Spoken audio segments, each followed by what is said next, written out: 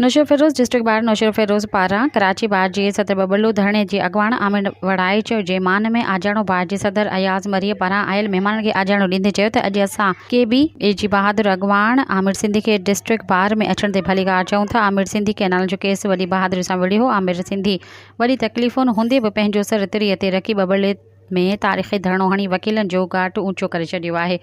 इन मौक़े ते सिंधु बार काउंसिल जे मेंबर अब्दुल सत्तार लहरानी चयो त आमिर सिंधी ऐं सिंध जी अवाम वकीलनि साफ़िन जेको हिन एहतजाज में किरदारु अदा कयो उनजी जेतिरी तारीफ़ कजे घटि आहे। पाकिस्तान जी तारीख़ जी हक़ल वॾे पुरअमन तहरीक हुई। 12 ॾींहं तारीख़ी धरणो हणी वकीलनि क़ौम परस्तनि साफ़िन शाइरनि अदीबनि पंहिंजो पाण मल्हायो आहे।